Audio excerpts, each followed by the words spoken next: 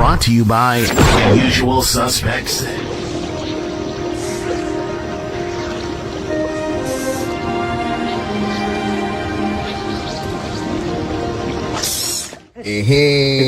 It's the Find a Boxer game, and we looking for the big fish. Purchase your box for a chance of winning $240. Here's how. 1 out of 48 boxes has a missing boxer inside. Purchase your box or boxes by Cash Apping, $ usual 50/50. Include your box number, name, and email address, and your box number will be sent to you ASAP. UsualSuspect6.com. This time, each box will cost $10. That's right, I said $10. Remaining proceeds will go to the LDBC meet and greet, August 9th and 10th. It's a Usual Suspect thing. Uh-oh. It's Friday. We flexing on them. And the procedure will be what? Let's go. Brought to you by Usual Suspect 6. Say a couple of 100 yards down the road, I gave myself 50-50.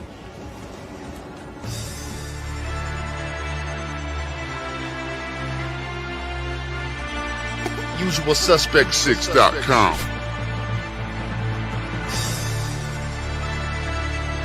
I'm tired of this, man. I'm sick of worrying about lit cars. I'm sick of worrying about the government. I can't eat. It's a Usual Suspect thing. Here we go. Money talk. Here comes the money. When he first hooked up, he wrote on a slip of paper, I need money. I said, shit, me too. And we started making it together after that.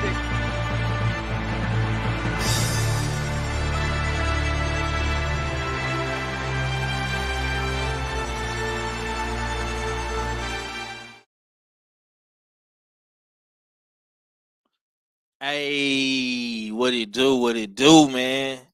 It's your boy. Hard Hitter Sports and Entertainment, man. AKA 503 Lineman, AKA Mr. Texas Drip, AKA the Six of the Texas Dripper.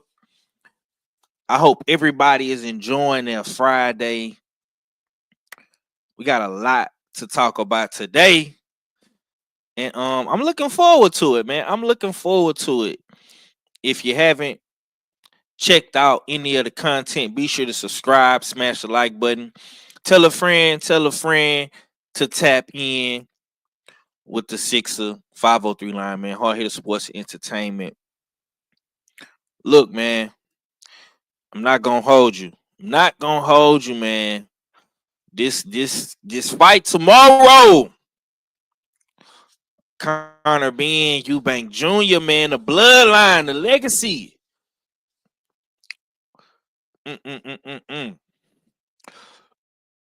Whole lot of controversy in this fight. Whole lot of, man. It's a whole lot of everything in this fight, man. It's a whole lot of bad blood back and forth, man. This is what boxing is all about, man. At the end of the day, excuse me, real quick. I was sending some links out to the brothers if they want to pull up. You know what I'm saying? I don't know what everybody's schedule is looking like for today. You know what I'm saying? But feel free, man. If you want to join, just pull up. Let me know. You know what I'm saying?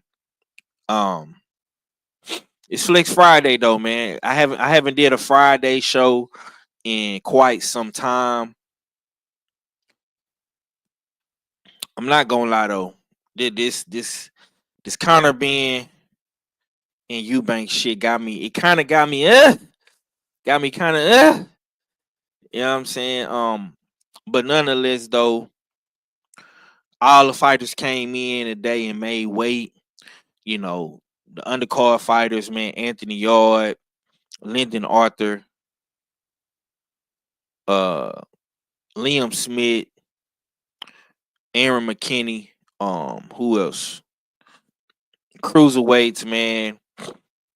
My boy BG Brandon Gladden, Chris Billum Smith, man. This is a decent card. It's not it's not one of the quote unquote rider season 5v5 type joints, man. But this card is solid, man. It's a solid card full of uh great slash good, international European boxers. I think the only American we have on this card is Brandon Gladden at the cruiserweight division. But the rest of these guys are of course from the UK, or I think Aaron McKinney is from Ireland. And I'm not gonna lie, man. I'm not gonna lie. Chris Eubank missed weight by 0.5 ounces, you know, and I see everybody making a big deal about it. Everybody is making a big deal about it. Me myself personally, um, you know, I wouldn't make it such a big deal simply because you know, I'm gonna say this. You sign a contract, you miss said weight, you know what I'm saying? Of course, man, that's unprofessional by any means, if it's a ounce, 2 ounces, 3 ounces, or whatever the case may be. But um people are making a big deal out of this situation. Me myself personally, um about championship belts. This isn't about um you know number one versus number two in a particular division. This isn't for undisputed. This isn't about any of those factors that we have in championship level boxing. This is about bloodline. This is about legacy, lineage. This is about Ben versus Eubank. This is what this fight is about. Okay, I don't have um I don't really have a problem with Eubank missing weight, honestly, because I mean it ain't like a title on the line or some shit like that. But in all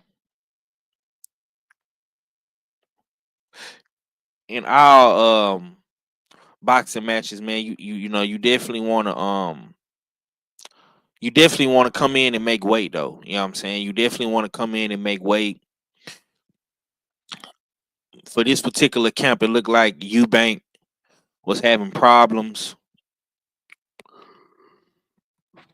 It looked like Eubank was having problems making the final weight cut, because it steps to cutting the weight. Like, you take pounds off little by little. You know what I'm saying? Because you're constantly training and you constantly, eating, refueling your body, nourishing your body, and you just kind of want to, drop the weight off slowly but surely. And in those final wee hours, man, the half of an ounce couldn't shred off for him. You know what I'm saying?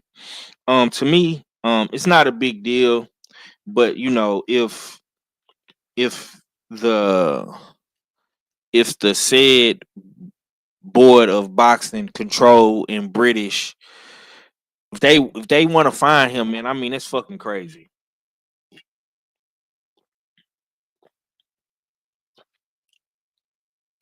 If they decide to fine Eubank Jr.'s $500,000 for missing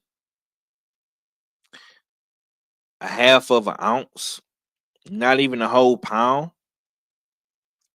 I mean, he came in at 160.5, right? So he made the 160 weight. He was just over by an ounce, a half of an ounce. So if they decide to fine this man $500,000, that lets you know right there that Eddie Hearn has the board in his pocket. That lets you know right there, bro. I'm not Me myself personally, I'm not gonna make a big deal out of it because, like I said, it's not for a belt. No belts are on the line. They're not fighting for any titles whatsoever. Any major titles, shall I say? They're not fighting for any major titles, right? Chris Eubanks is the IBO champion, and I don't even think the IBO belt is on the line for this. So, and Conor Ben has never been a champion in shit. Listen, man. Conor Ben really needs to win this fight, homie. Conor Ben the one that really needs to win, homie. Yeah. Conor Ben needs this win, man. I don't care. I don't care what nobody says, man. The nigga ain't did nothing. The nigga ain't did nothing. He ain't did nothing at welterweight. He has not fought any champions at welterweight. His biggest win in boxing was against Chris Algieri. And what is Chris Algieri doing right now? Chris Algieri is a commentator. Chris Algieri is a commentator. And like I say, I'm not here to hate on Conor Ben or anything like that. I'm just stating the obvious. I'm just stating the real. I'm just giving y'all my insight, my perspective on the situation. If you like Conor Ben, you like Conor Ben. That's cool, homie. I'm not knocking you for who you like or who you don't like. Salute to my girl Tay Tay in the building. My boy Dirt Gang Boss. Queen 71. I see you, boss man. But for me, like I say, salute to the homie Talib Cunningham. I see you, bro. For me, like I say, I'm not going to make a big deal. The man came in at 160.5. Whoop did he fucking do? Whoop did he do? Y'all want to take money out this man's pocket for missing weight, quote unquote? Y'all be sure to shop Usual Suspect 6, man. Honestly, that to me, that's just crazy work to me. To me, that's crazy work. That's nasty work.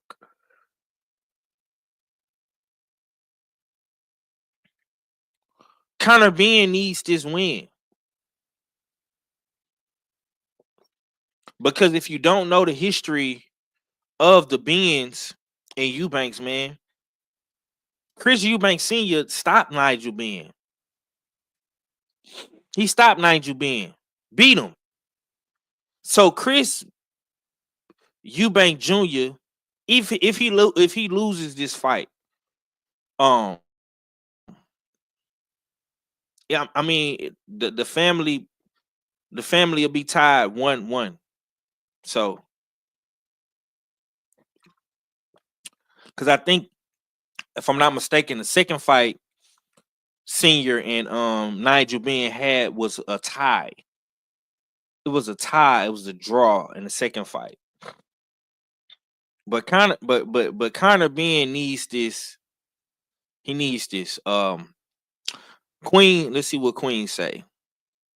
He showed up over an hour late, musty with his sauna suit still on, so he didn't have time to go back and lose the rest of the weight. He signed the contract. He knew what it was. Yeah.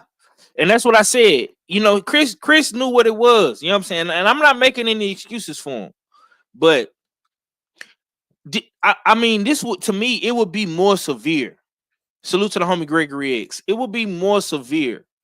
It will be more dramatic. It will mean more if the fight was a championship fight. If this was for a title, if this was like a mandatory fight, title defense fight, salute to the homie D-Man. If this was a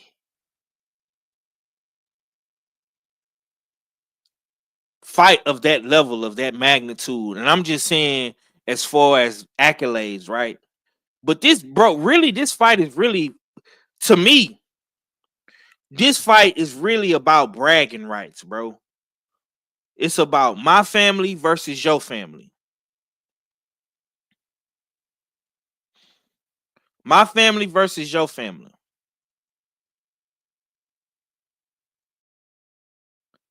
Salute to the Sensei Stormy B Man. That's what it's about. This is not a championship level fight. I mean, it's not. So I'm the half a pound.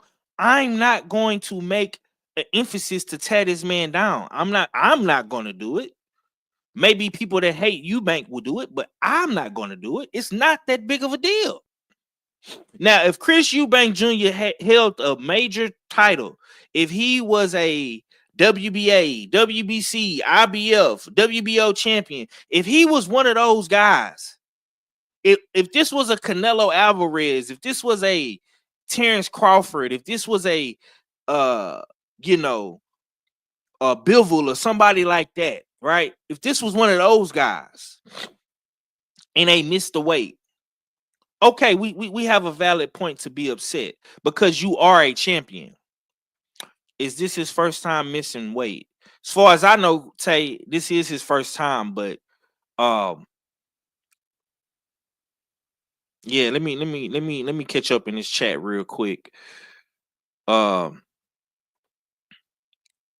His dad been crying about it the whole time. Yeah, I mean he's making Senior look like a motherfucking prophet right now. He's making his daddy look like a prophet. You know, maybe this is what his dad was. Listen, man, that whole Eubank Senior and Junior dynamic is very, very touchy. Pause. You know what I'm saying? This is a very sensitive subject for some people, with their fathers and their sons and whatnot. And just parents overall. I mean, majority of us in this space, in this show, or in the chat right now, we have been still our parents, right? So this is a very, very sensitive subject. But he's making his father look like a prophet in this case, okay? And Queen is absolutely 100% accurate, like she is majority of the time when it comes to this type stuff. But he's making his father look like a prophet, man, like he spoke it into existence. But see, like the homie is saying in the chat down below, and I haven't highlighted the comment, but he's been fighting at this weight, bro.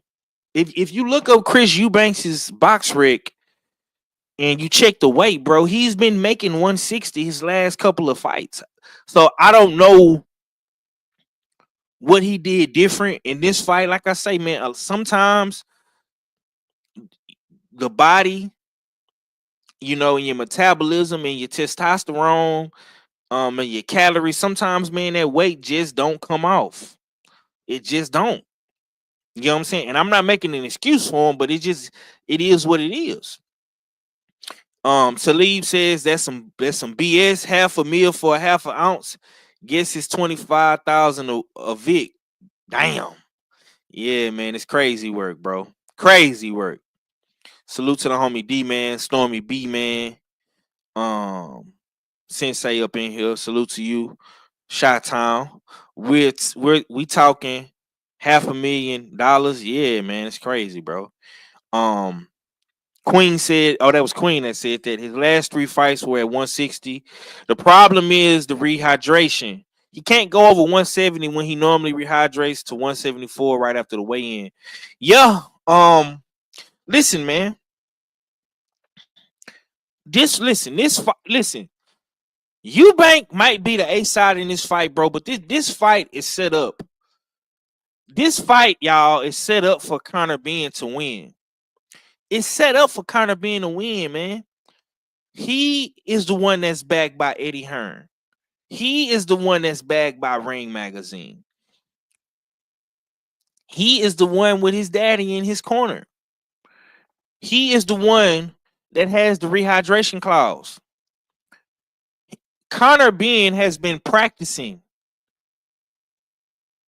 for this moment because his last couple of fights have not been at 147. He hasn't fought at 147. He's been fighting at the same weight where he weighed in at. He's been fighting at 154, bro. Everything is aligning in Conor Ben's favor. And Chris Eubank missing weight by half of a pound is giving him that extra bit of gas and fuel and motivation to beat Eubanks. Yeah, like and share the video, you guys, if you can. I appreciate everybody for tuning in, man. It's Flex Friday, man. Conor Ben versus Chris Eubank. Final prediction, Flex Friday, man. The procedure will be parliamentary, man. You understand me? We gonna see how the procedure go though, because right now the procedure is not looking just from the weigh in. Now, just from the weigh in, the body language, Conor Ben and Chris Eubank are looking like. I mean, well, not Eubank, but Conor Ben is looking like he got this in the bag. It looked like he got this in the bag, man. You know what I'm saying? I'm not telling y'all to pick Conor Ben. I'm not telling y'all to bet on Conor Ben, but just from the optics, from a fan's point of view, Conor Ben looks hella confident. I mean, that's just from my point of view. I'm sitting up here watching it. Conor Ben, like I say, this Flex Friday, he flexing, yeah. You know what I'm saying? His daddy right there, along him the whole side.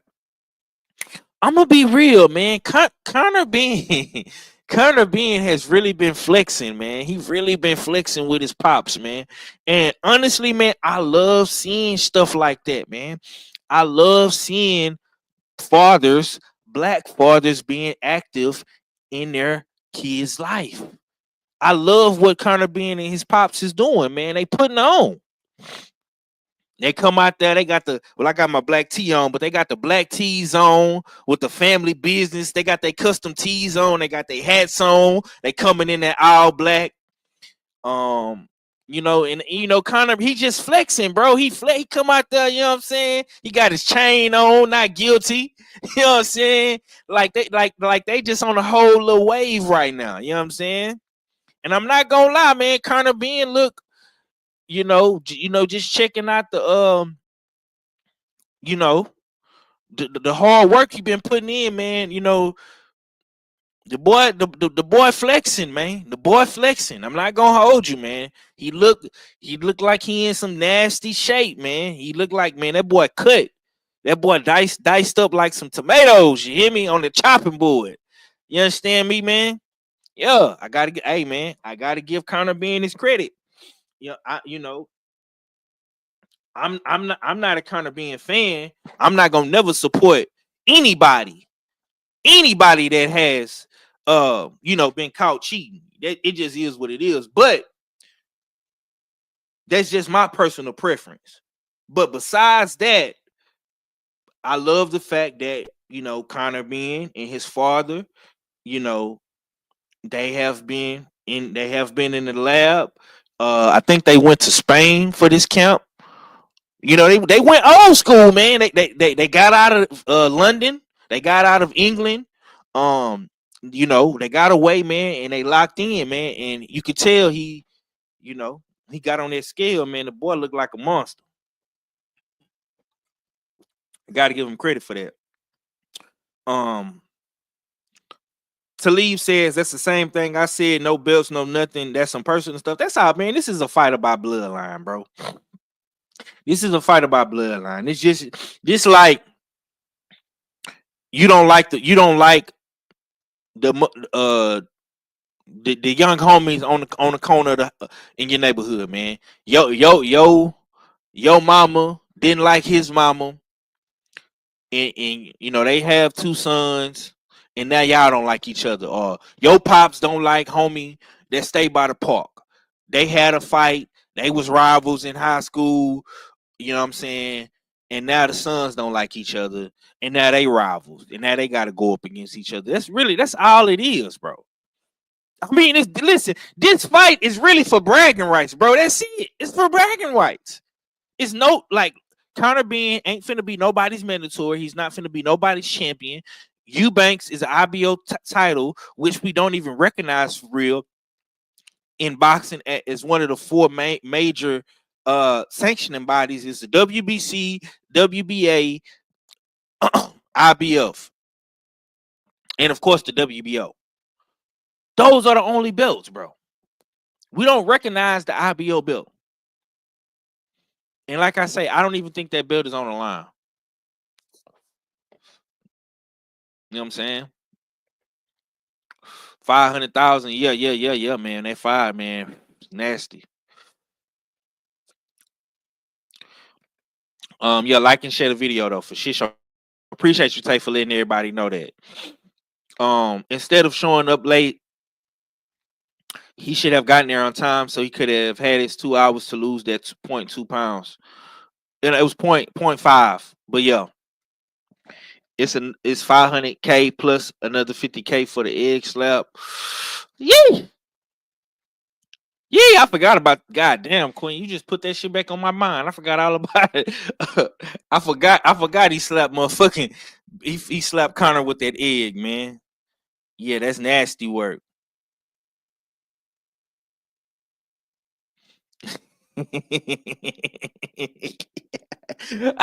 D-Man stupid, bruh. The boy is crazy. Appreciate you, my boy Brent Fox, man. My Texas brother is in the building. Salute to you, man, Brent. I hope everything is everything with you, bro. Let's see. It was 50. I heard 100. Let's see what else y'all saying. And if you don't make that 170 in the morning, it's gonna be some more. Damn, he fighting for free. Oh no, he ain't fighting for free, man. I'm not gonna lie, bro. See, and that's how I know America. We held to different standards in America. Because this is a big thing for them over there in the UK. This is a big thing, man. I think he gonna make damn near up to 7 figures for this, bro. You know what I'm saying? I think Conor is getting like 6 mil, and I think Eubanks is getting like 10 mil or something like that. 10 million pound. Yeah, man. He make hey look, man. They making a nice penny for this fight, bro. They definitely, and see, this is what I don't understand, bro. How is Conor being able to come up in here and just do this, bro? If this, listen, I'm gonna say this, bro. This is nepotism at its finest, and I have no problem with it. I got no problem with nepotism. We need more black nepotism. I'm just highlighting everything that's going on. I have no problem with the nepotism, but this is nepotism at its finest for Conor Benn, especially Conor Benn. Conor Benn is milking his family legacy. He's milking that legacy, okay? This is nepotism at its finest, man.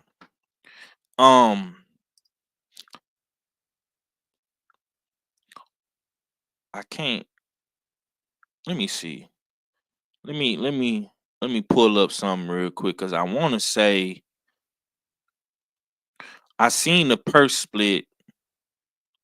I just I didn't save it, man, but yeah, man, Conor and Chris, man, they making a decent bizag from this fight.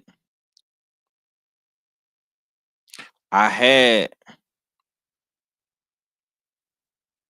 okay. I seen that post, but I must didn't like the post. I'm checking my archives to see how much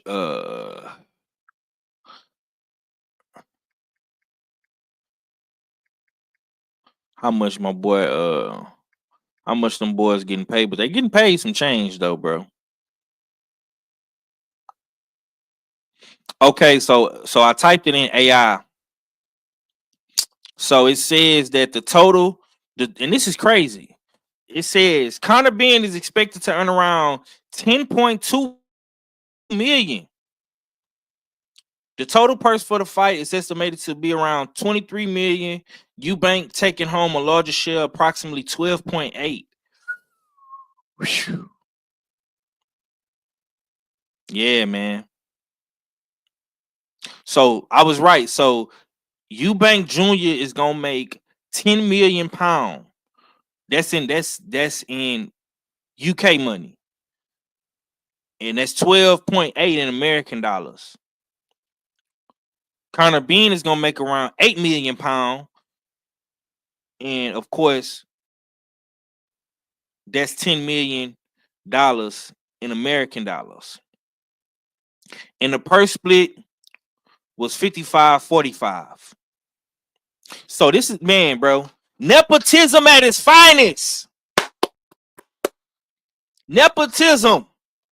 We need more black nepotism. Why not? Huh? I see nothing wrong with this. Congratulations! Oh my God. So if he does get fined, the boy's still gonna walk away.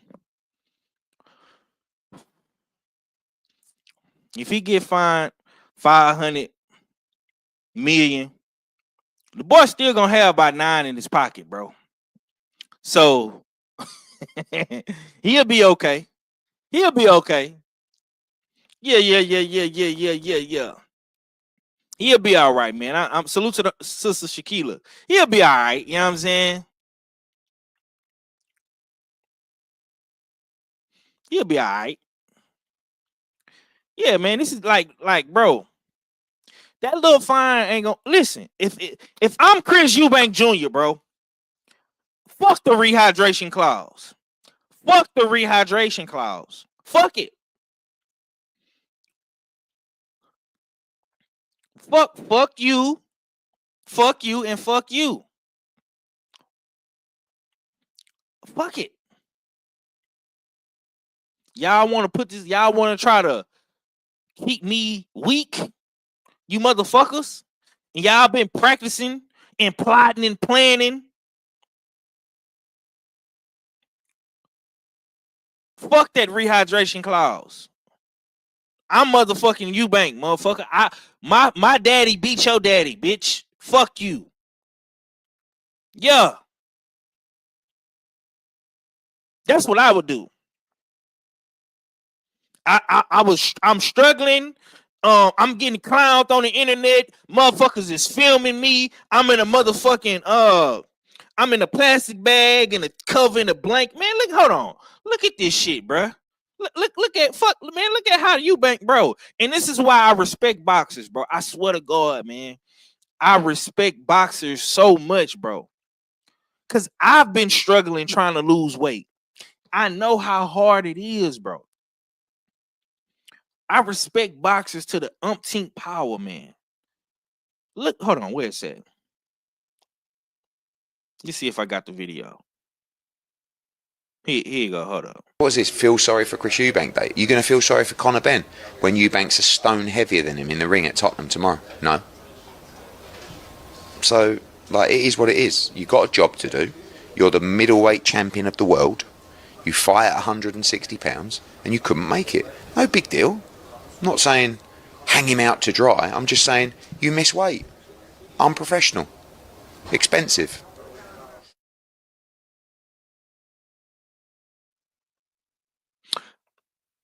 Hold on, here you go, right? Here go another video. Probably one of the most dramatic weigh-ins I've ever been a part of. Chris Eubank missed championship weight.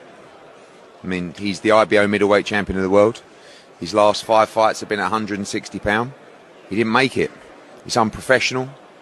But it happens. I mean, like, I've had a lot of fighters miss weight over the years, and so obviously it was a very costly mistake for him, and it was close, but he turned up late. You know, during that period where he had a bit of time, he didn't really, I mean, in my opinion, get the right advice as to you know, they got messed around on his phone a little bit, and like, whereas really, probably a little bit of activity would have actually made him make weight. But you know, I know he wants to spin the narrative now on social media about. You got to understand, and you've been around the game. I know you're a young man, but you know, fighters do this every week to make weight. It's very difficult for fighters to make weight. You got ex-fighters over there, but you're showing us what you did to miss weight. You're not showing us what you did to make weight. So in that respect, it's, you know, put it this way: if this fight was a big fight at 147 and Conor Ben missed weight, you'd all ridicule him. Do you know what I mean? But Eubank did it, and it was very hard for him. Come on, Eddie, it's very hard for him. It's hard for everybody. That's the game. But unfortunately, he missed weight, and then, you know, it doesn't affect the fight really. But obviously, Conor Ben is significantly wealthier, and on we go. So, Eddie, ain't nobody feeling sorry for no motherfucking Eubank Jr. over here, homie. We don't feel sorry for no Eubank. He was unprofessional. He signed the contract. We understand. We get it, brother. You should uphold said contract. But the fact of the matter is this. He missed weight by a half of a pound.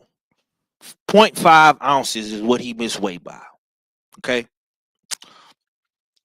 That's on him. That's on him, bro. But since you talking like that, Eddie, right? You talking all this big boy gangster talk, right? Conor Ben better not never miss weight. Ever. Conor Ben, he if he goes back down to 147, you said what you said. Have that same energy if Conor Ben ever misses weight, Eddie. Have that same energy. And I'm not making no excuses for Eubank. He fucked up. But have that same smoke for your guy, Eddie. Cause it's easy to get on a microphone and in front of a camera and talk trash when you're not aligned to that situation, when that's not your said guy that's making the mistakes. It's easy for you to point the finger and blame Eubanks. It's real easy for you to do that.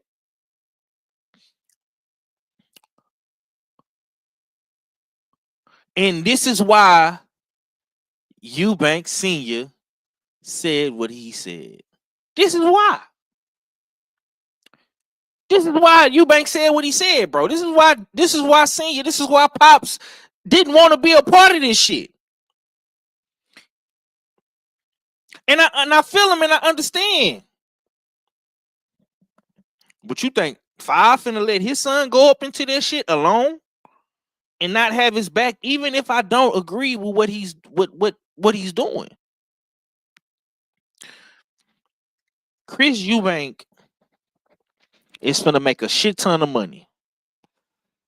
Do you know what he's gonna be able to do with that money? He's gonna be able to take care of his family. He's gonna be able to pay his father's lifestyle and expenses. He's gonna be able to take care of his nephew. He's gonna be able to take care of his brother's widow. That's what Eubank Jr. is doing. So even if Senior disagrees with what's going on and he doesn't like what's going on, that man is still going to be able to put food on his family's table. That's the main thing, bro. And I don't know if y'all was watching any of the all access, in the camp, any of the videos that's been put out on the zone. I've been watching, and I seen his nephew. His nephew was in the gym with him, and that's where I got to understand another side of Eubanks Jr. And Eubanks said something. He said something yesterday, bro, talking about pain. Well, he talked about his dead brother. He talked about his father. He talked about being in real pain.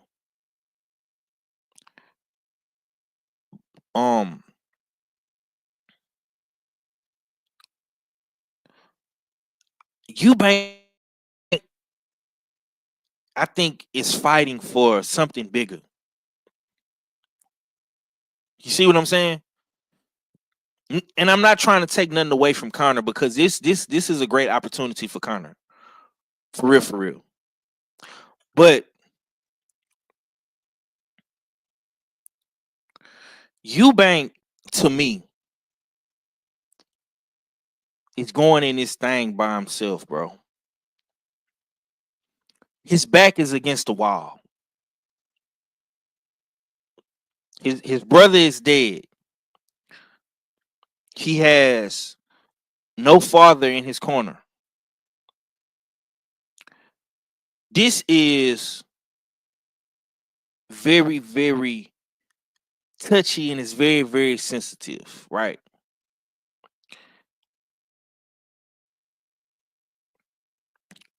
When we look at this fight tomorrow, pay attention to the body language of said fighters. Pay attention to the body language of Ben. Pay attention to the body language of Eubanks. I really think that Conor,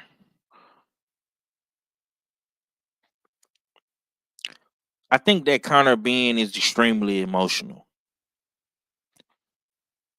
He's emotional because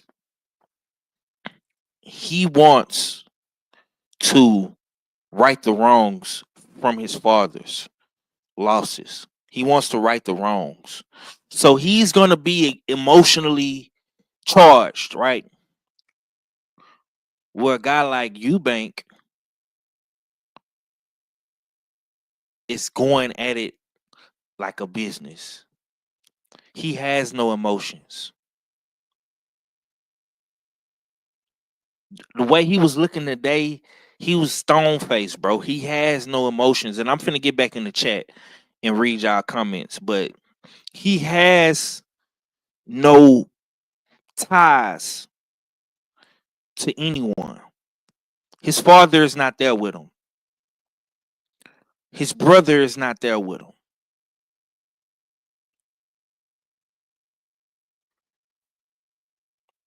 I think Eubank is extremely dangerous.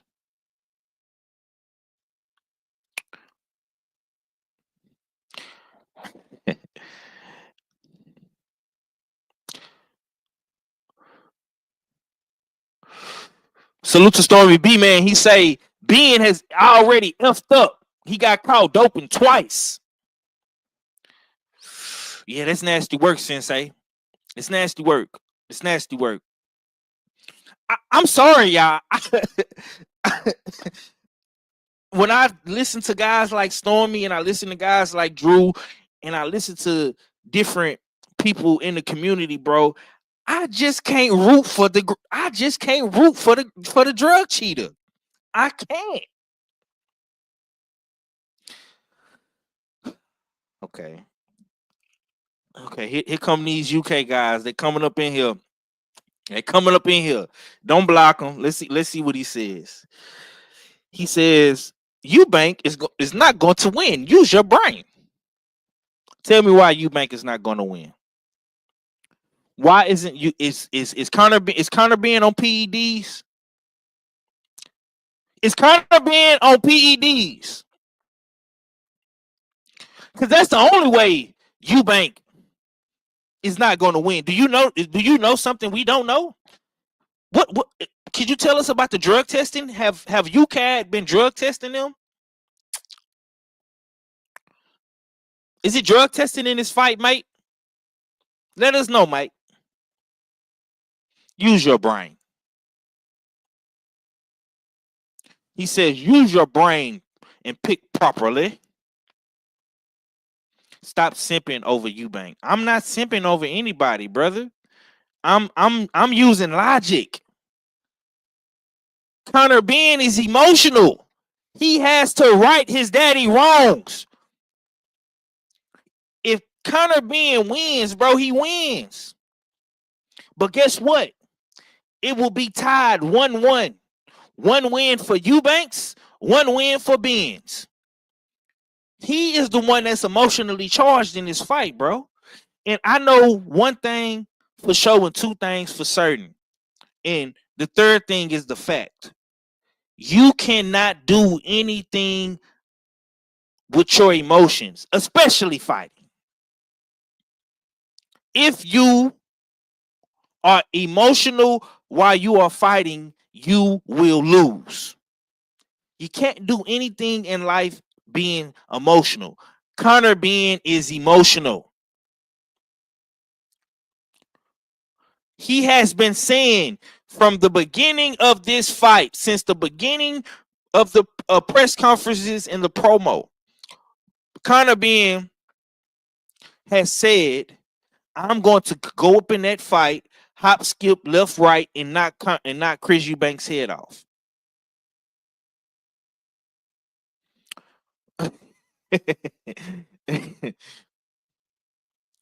He says William Skull would destroy Eubank. Really? Really? So hold on. So you mean to tell me you hyped up because he quote unquote made a dude quit in sparring? That's you putting all your bank into that, bro?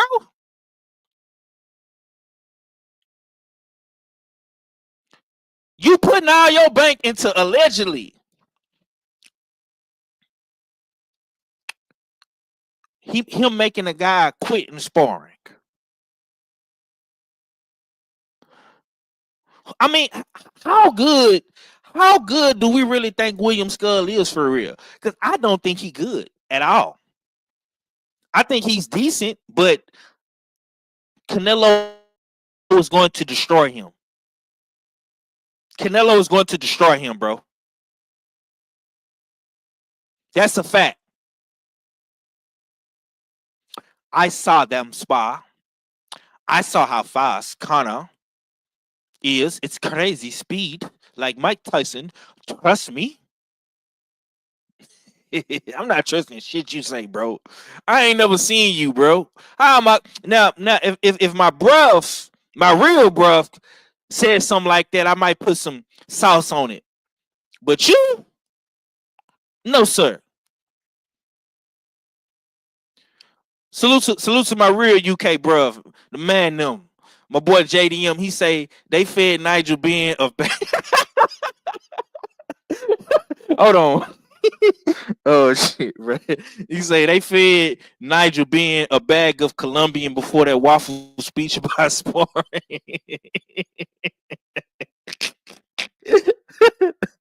Oh shit. Bro, listen, bro. No disrespect to you get up again, but bro, I'm not putting my stock into sparring, homie. I'm not, bro. Chris Eubank is different, dog. He's a way different fighter than than Skull, man. Typical American. Okay, look.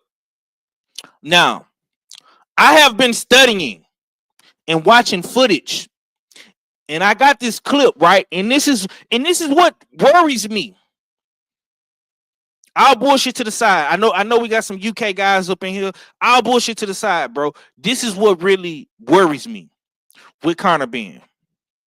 Conor Benn keeps his hands low, but he moves back in straight lines with his hands low too. And as you can see in Ben's last fight, he defaults to a Philly shell when backed onto the ropes, and his reflexes aren't as sharp there. And even when he gets backed up to the ropes, he keeps that lead hand quite low and he gets tagged. Now Eubank is quite intelligent in how he creates openings. Now you can see against Liam Smith here, he teases the body shot, but then he pauses. Eubank jabs upstairs, and now Smith tightens up his guard to the body, expecting the shot there, and Eubank pauses. And he notices that Liam Smith's elbows are tighter, and so the top of his guard is looser, and that's where he creates an opening, which Eubank exploits, going for the head upstairs and breaking through that guard, and he tends to be quite good at threading needles. And so if Conor Benn leaves himself that open against Eubank Jr., particularly on the ropes, moving back in straight lines, with a low lead hand as well, that could potentially leave him very vulnerable against Eubank Jr., who can thread very tight needles, let alone giving him this wider target to aim at.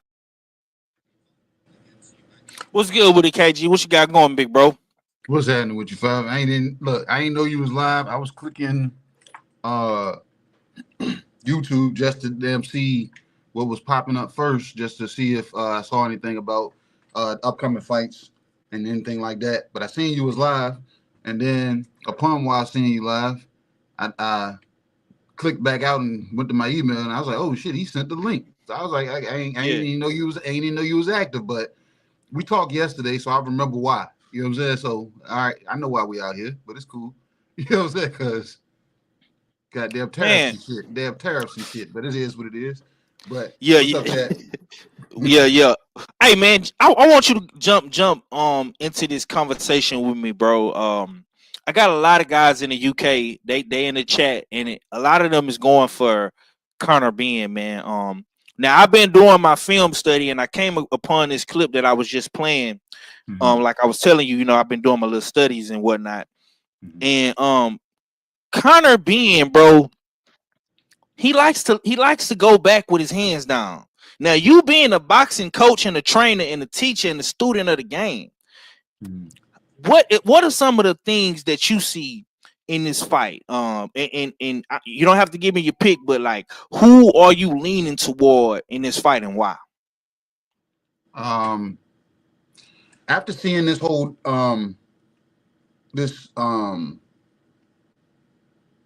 weight loss, you know what I'm saying, situation that Chris Eubank was going through, I went from leaning in his direction naturally. You know what I'm saying? Him being the bigger guy, a division that he's you know what I'm saying, that he's been in, that he was comfortable in. But in this situation, in Five, I asked this question. You know what I'm saying? I asked this question to fighters, you know what I'm saying, guys that are struggling to make weight, guys that are forcing their size to come down to a certain weight class, anything like that. My number one question is, do you feel strong? When Chris Eubank got up out of that bag, bro, and tried to get up and do this, I was like, it looked like it was painful for him to, you get what I'm saying? So he looks drained. And then they did the traditional weigh-in ceremony. It's a stipulation there because he has to manage his weight. He can't be over 10 pounds, you know what I'm saying, for fight day. So he looked drained at the ceremonial weigh-in. Not Conor Benn, this guy looked full of strength, 156 pounds. And night of the fight, he's probably going to be about 165. He's going to be just comfortable. So it's crazy, bro. I wasn't ever looking in Conor Benn's direction, but after looking at today, bro, I am, because the whole weight thing is an issue. You know what I'm saying? You like usually when these guys do the early weigh-in, and if they miss weight, they got to go. You know what I'm saying? They get their time off to lose the weight. But by the time we fast forward and get to what a ceremonial weigh-in is, most of these guys kind of bounce back a little bit. damn Chris Eubank still looked lethargic as hell, bro. He just looked like he was checked out. He was staring, but it was like it was nothing there. So I don't know, man. I don't want what Senior has been saying this whole time to be true. You know what I'm saying? I'm hoping the 9 pounds that he puts back on in between now and tomorrow, he finds comfort and the strength comes back. You know what I'm saying? But Conor Ben, he does do that. But at the same time, if Chris Eubank isn't exhibiting any, you know what I'm saying, boxing, you know what I'm saying, being a superior boxer, it ain't gonna matter if he's damn drawing back with his hands down because the kid has spring and he's spring loading his damn back foot to shoot back forward. So if Chris Eubank's hands drop and be lazy in any way, the smaller man is going to look like the runner of the litter, looking like damn he has a chip on his shoulder, and that's how and that's what I've seen him fighting. I've been watching him fight, and these sparring sessions, I'm like, he's fighting almost like, you remember how Stephen Shaw knocked out that big guy? He's fighting like that. Like I have to be on go. You know what I'm saying? So. What's going on in here? We talking about people dirty, or what they talking about in the chat, or what they saying? Yeah, they talking about a little bit of everything, man. But look, if the man ain't test dirty this time, and he don't have a negative test post fight, y'all gotta let that die, man. Y'all gotta let that die. You gotta, because like I said, we can put an asterisk beside somebody's career, and we can talk about it when it's over and done with. But if their next damn performances after going forward, he's not dirty and there's no post fight damn negativities, you gotta let the man live, man. You gotta let him live. Got to. I'm not a fan of I'm not a fan of damn Conor Ben personally, but my personal feelings ain't got shit to do with what the man does in the ring. Yeah. Spoken like a true OG. I'm gonna ask you this, bro. Do you think that Conor being having his father in his corner this whole time and Eubank not having his father, do you think that is an advantage, or do you think that's like an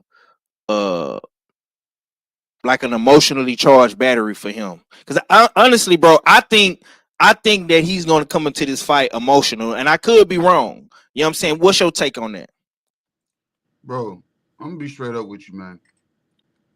If Chris Eubank Sr. was there now, it's going to hurt it even worse, because if we ain't talked and seen eye to eye and some, you know what I'm saying, in a good span of time, you being in my corner right now ain't gonna fix nothing. All it's gonna just sound like is you coming in speaking over everybody that's telling me what to do. You know what I'm saying? The game plan that we already got laid out. That's all it is. I think it would have created more confusion. Like they would have had to squashed all that before this camp started, before this fight was even discussed on, you know what I'm saying? But he's saying, I don't even, me and my pops don't talk. You know what I'm saying? So whether it's love there or not, bro, we gotta get up off that shit too, because these are grown ass men. Your dad can't fight for you. You know what I'm saying? You can have words of encouragement in your corner and this, that, and the third, but at the same time, my dad raised me for 18 years as, you know what I'm saying, up to adulthood. He instilled in me to damn, you know what I'm saying, take the torch, take the baton, take whatever it is that he passed to me to go forward with, as if he wasn't there. That's the whole purpose of damn being a damn father, and you pouring yourself into your son to try to make him a man, if not a better man than you. My dad ain't supposed to be there every step of the damn way. That I think that discredits the damn work that I put in. If my dad has to be there all the time. If I feel my dad is gonna pass away. Everybody's dad is gonna pass away one day or another. So what happens when my dad passes away? Do I fall apart? No, I'm the one, you know what I'm saying, based off of what he taught me is what I'm damn driving forward with. So whatever the situation with him and his dad has going on, bro, it's all about business right now. You signed the contract. So look, Five, I ain't no boxer. I work at a job. You know what I'm saying? So if me working at a job, my dad damn tell me he don't want me coming to work, bro, I signed on for this job, so I got to go to work. Now, if me and you have better rapport, better relationship, and we discussed this, and I said, no, I ain't gonna do this, that, and the third. Man, you gonna work together when it comes to this. That's different. But we ain't got no relationship right now. So your concerns and what you got to say, you know what I'm saying? It sounds better if you came to me. You out here talking to everybody else. You run into the damn social media just like the damn YNs and the ratchets of the world. You could have came to me. You putting yourself in front of a camera every damn chance you get to talk about your disgrace for what I'm doing. That's not movements of a father right there, bro. You shitting on me to the wide, out in the wide. If it was really like that, and I'm telling the people that me and you don't talk, then bro, you could have pulled up on me as the man that taught me to be a man. So, like I said, this whole father damn shit situation, bro. I don't think he's coming in with emotions from his dad. His dad ain't been there for a minute, so that don't hold no weight. And Nigel Ben and Conor Ben, that ain't gonna make it damn. Oh, my dad's dead, your dad's not dead, bro. My dad ain't been there. So what are y'all saying? So it don't make a difference. You know what I'm saying? So I don't think that holds any weight. But the people, the commentary, and everybody, they're gonna mix that in there. You know what I'm saying? Because that's the shit that sells. But Chris Eubank, he shouldn't even be fixated on any damn thing his dad. His damn fuel should be what he said he has to go through with dealing with his nephew and with his dad not being alive. You get what I'm saying? That's fuel right there. Like he said, that's pain right there. Me not talking to my father, that's pain. But me changing that in 24 hours ain't gonna do shit. Mm-hmm. Yeah. Okay. Salute to the homie main biker. Stormy B man say I ain't never letting the cheetah live. I feel you, OG. I feel you, man. Well, that's a personal thing. Yeah. You know, everybody have their personal preferences. The homie SP says Ben has the right team in boxing for foul play. That's the only way he wins. JDM says they're pushing the miss weight like Eubank was doing to Ryan Garcia with 3 pounds. He missed weight by 14 grams. Should we be putting a lot of sauce on Eubank missing the weight by 0.5 ounces? I mean, is that something that you feel like is a big deal? What the contract say? It said 160. It didn't say 160 plus 1. So, like I said, if we're gonna hold it to the letter, we gotta hold it to the letter. And like I said, that's something that you signed on for. So right now if you had worked a +1 in there, then that's different. You know what I'm saying? That you coming in over 160 would have been, you know what I'm saying, they would have looked the other damn way because you legally could have came in at 161. But they didn't do a +1 on this, so it was a flat out 60. So anything over that, bro, 0.5, 0.005, 0.00005. If they wanted to be stiff about it, but at the same time, I think they were being stiff, bro, because I've had fighters get on the scale and be 0.3, 0.4, 0.5 over, and they say, no, we just gonna call it this. And they'll say that. But we just gonna call it this. And we'll look over. We'll look over at the other team, and we'll get a thumbs up, a thumbs down if they cool with it or not. And 9 times out of 10, if it's only like a point like that, 0.5 or something, they be like, man, we ain't worried about that. You know what I'm saying? Okay. So now you are leaning towards picking. You don't got to give me your pick, but you leaning towards picking Conor Ben, maybe. All because he looks more healthier in this situation, and like I said, he hasn't tested dirty. And if you know what I'm saying, if we see after this fight, if he tests dirty, then like I said, then that's when we discuss that going forward. But if the man tests clean before the fight, tests clean after the fight, I'm not holding his feet to the flame if he's clean in this fight. So who do you think is the better fighter though? Superior boxing skill set wise is Chris Eubank. You know what I'm saying? He has the better boxing skill set than me. Like Conor Ben is more so a fighter than me. He's trying to get to it. You see, you know what I'm saying? He's trying to put his hands on you. Chris can actually navigate around the ring. Lateral movement, utilizing the jab. But like I said, I've yet to see Chris Eubank be at his best ever. You know what I'm saying? I've always came up short with Chris Eubank. like our fella used to ride heavy with him, and I'm like, it's like he won't get over the hill. It's like you see what he could be capable of doing, but I don't know. It's like somebody else will have a little bit more dog than him, and you'll start seeing him get caught up in situations. So I don't know. And then when he switched over and tried to be Roy Jones Jr., it I don't know, bro. It's just like he looked good in spots, but then you could start seeing the gaps. So I don't know. Yeah, like Chris Eubank, like I said, and I'm saying all that against him, but he's still a superior boxer, and you know what I'm saying, out of these two. But the fighter might win this one. That's the thing about it. It might, if the with him being drained like this, and if he can't get his faculties back in order by tomorrow, the fighter is going to turn this boxing match into a fight out the gate. Okay, yeah, y'all talking about that betting up in here. Okay, the homie say he betting on he got Eubank. What you got? 6th round knockout, bro. 5th round knockout. Okay. Yeah. It's good money. It's good money for the 5th round. I just seen that on the site. If I went in this damn government building, I'd be still looking at the site right now. But yeah, there's some good money between 3 and 7 for Conor Ben if he wins. Those odds them crazy. Yeah. Stormy says White, Canelo, Miller, Ben, Fury, Valdez, so many others letting it go. Us why continues. Wait until someone you care for suffers at the hand of a cheater or loses their life or livelihood. Yeah, I'm gonna say this, bro. I don't think that it's so much we letting it go. I mean, it's it's in the past, you know what I'm saying? But we still moving forward. You know what I'm saying? Me myself personally, I can't respect Conor being as a clean athlete, but he's still an athlete nonetheless, right? And I'm not giving him a pass on shit. He's gonna have to show me. And the drug testing in his fight, we did ask about the drug testing in his fight. I was asking the UK guys about the drug testing in his fight, and I didn't get a response. But moving forward, he's gonna have to definitely prove himself to be not guilty like he was portraying himself to be. So if he does pass said drug test, cool. You know what I'm saying? But I'm not giving him the benefit of the doubt on anything. Nothing. You know what I'm saying?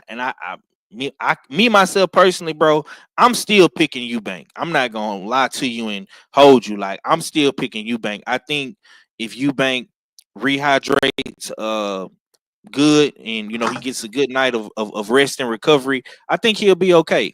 You know what I'm saying? That's just me. But we gonna see what happens. Dirt Game put the flame emojis in there. I appreciate you. Stormy say that ain't personal, that's professional. Well, yeah, man. I mean, if we gonna hold this hit, go ahead. No, I'm saying I understand what you're saying, but I'm saying those are your personal views that you're not gonna respect the cheater. I don't respect the cheater, but when it comes down into the ring and the man is clean, if I feel that man's gonna win, then that's what I feel. You know what I'm saying? So your personal views when it comes to looking at something, yeah, that's outside of what the professional ranks is. We're looking at what a person's personal opinion is. So if your views are that you're not going to respect a fighter for him being dirty, and you're going to hold him to that, you know what I'm saying, that letter the entire time he's still, you know what I'm saying, fighting, then like I said, that's a personal thing with you, because if the man shows up clean going forward, I can't hold him, you know what I'm saying? Or are you trying to say that he found a way to get around it, and he just hasn't been found out dirty again? So, like I said, we can do that to people, but there's a lot of fighters or a lot of people, basketball players, regular people walking down the street that has committed crimes. Once the person does it and they damn serve their damn, you know what I'm saying, whatever it is their sentence is, and they show themselves to be clean at a consistent rate, I can't damn hold you to that, because things do change. People do change sometimes. Yeah. The homie JDM says Ben's knockouts dried up real quick when he stopped working with the Saudi PED doctor. Same one Fury worked with. That's another thing too, bro. Yeah. If he clean in this fight, man, I don't know if all his power he, just God magically disappears. I know, right? You know what I'm saying? The best Eubank I saw was with Bomac for that one fight. And I'm gonna say this too. You brought up a great point, bro, because he did have a great fight with Bomac, but he did. He brought in another great American trainer in Jonathan Banks, man. Are you familiar with Jonathan Banks? I'm not all the way like full blown fan with Jonathan Banks because I haven't seen him like recently with anybody outside of a heavyweight. You know what I'm saying? Right. Because I remember he was, working with the Klitschko's back in the day, and I was a fan of him. So, but other than that, I haven't seen too much, with Jonathan Banks lately. You know what I'm saying? I think Jonathan Banks might be the X factor in Eubank Conor. A lot of people not talking about Jonathan Banks, but the one thing I can say about him is he teaches precision and accuracy. Klitschko was very, very precise and accurate with a lot of his punches. You know what I'm saying? So I'm looking to see how Eubank is gonna look with Jonathan Banks. That's another factor that we got to talk about. And I know we're gonna be paying close attention come tomorrow when we watching that fight. JDM says not a single journalist with access has even asked that question. 503 in a whole 8-week buildup about the drug testing. Yeah, bro. It's crazy. Oh shit, Stormy, you want a link? Hold on. Yeah, I'll send you a link. If you want to come, speak your piece, man. Listen, man. We don't. One thing about us, we don't duck no smoke at all. You know what I'm saying? Let me hold up. I'm trying to go back to my Gmail. Give me a second. I got you, Stormy. You got anything else you want to say, KG? While I send this link out though, because it look like Stormy want to come in and say something. No, I ain't got too much on it, man. Because like I said, we got the fight. Okay, there you go. The fight's been built.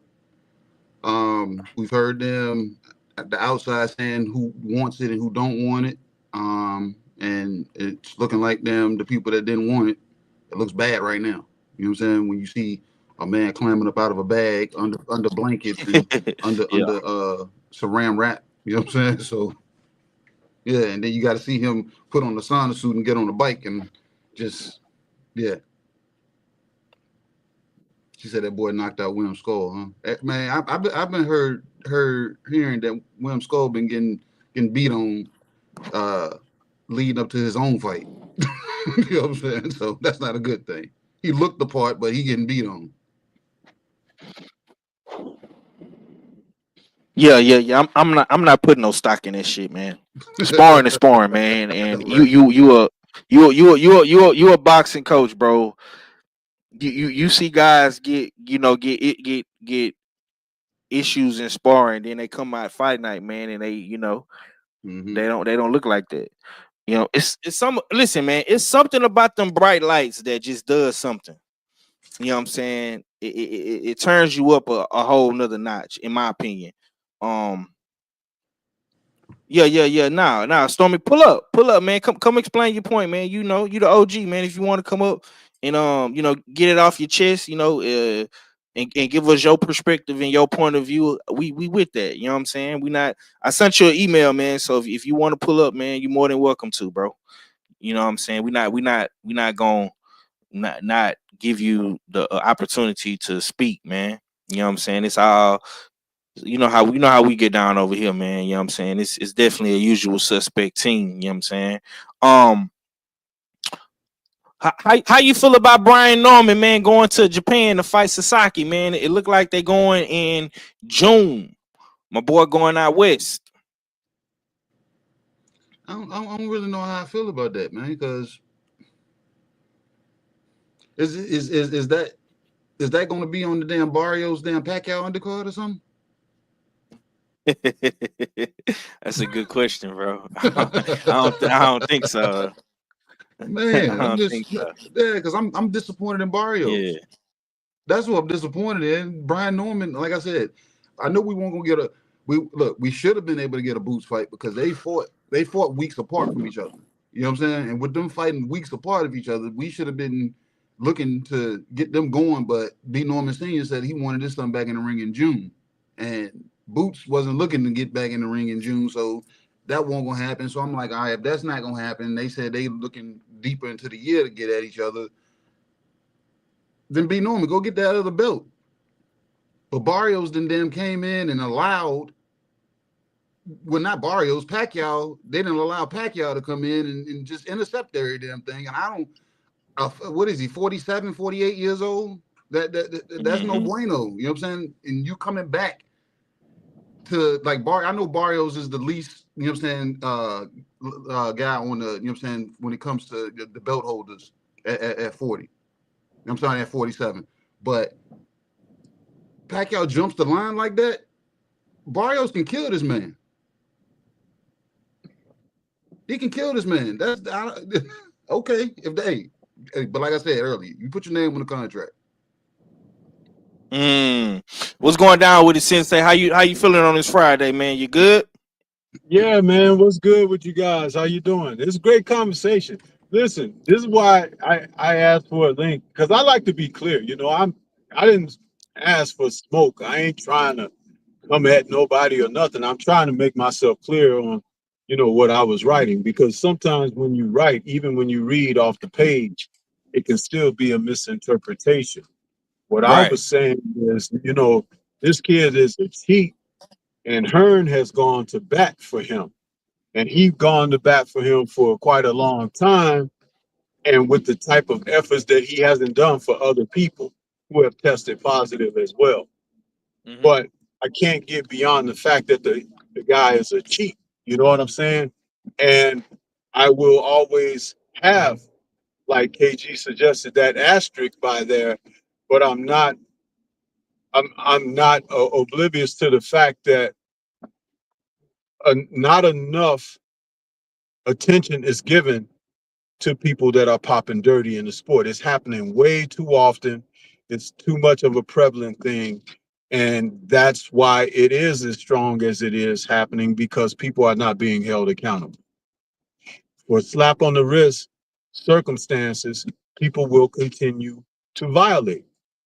And it won't be until you make someone pay a penalty that is something that will alert them, wake them up to the fact that they did, you know, break the sanctity of whatever it is. So it's like we have to get more on board with that. It's never in the past. It's never in the past if there was not just due, you know, served in this situation. Just like, do you feel that with what Ryan pulled on Devin, that was okay and that's in the past now and we just go from here? No, I think he should still be out of the sport. Personally, they let him come back and headline a card now. You know, he didn't suffer any fine. He wasn't made to feel the punishment for what he did. And even in missing weight for this non-title affair, they fined Eubank Jr. for ounces over the weight, right? Ryan was 3 pounds over fighting for a title that he was contractually obligated for, and he never suffered from that. Do you see what I'm saying? And this stuff continues to happen. But when someone that you love, someone you care about, someone that you support ends up on the bad end of this, whether they can no longer fight, like Michael Watson, or whether they are incapacitated or even pass away, then all of a sudden, the clouds want to open up and people are going to mourn and be like, oh, something needs to be done. I'm trying to say these things before we get to that point. And who knows how many fighters, because, you know, Clarissa brought this out. 13 fighters a year die in the ring on average. Mm-hmm. Right. How many of them are dying from facing someone who was positive and on PEDs that they haven't told us about? Think Or who about haven't it. got caught. Or who haven't got caught. No, it's Yeah, not yeah, about yeah. who It's, got yeah. caught, brother. It's about who they haven't told us about. Because sometimes when they have the opportunity to let you in on something, they keep it discreet. Other times when they want to harm someone or a circumstance, then they release and disclose. It shouldn't be by committee like that. It should be transparent across the board. Yeah, That's Right, my right. position on it. You know, and Okay, like I so said, it's not like coming at nobody or nothing. I'm just no, trying to no, explain No. my position on it. You know what I mean? 'Cause it runs That's your deep. no. I trust me. I understand that. That's your stance and that's your belief and that's your perspective.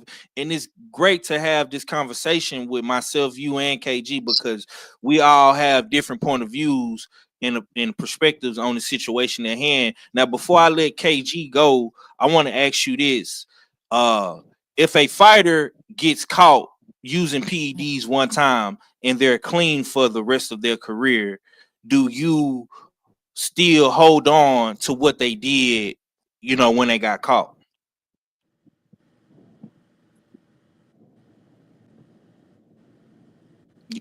Stormy, you hear me? I don't know if you can Yeah, hear me. are you asking me that, or you? Yeah. I'm He's asking asking you. you. I want you. I'm I want here. you to Can you hear answer me? that question. Yeah. Oh We can hear you. First of all, I think that I think that fighters. I think that there should be something more stringent. These slap on the wrist situations aren't helping.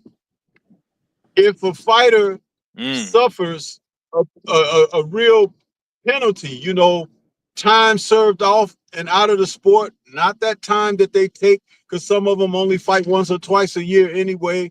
It needs to be longer as far as a suspension.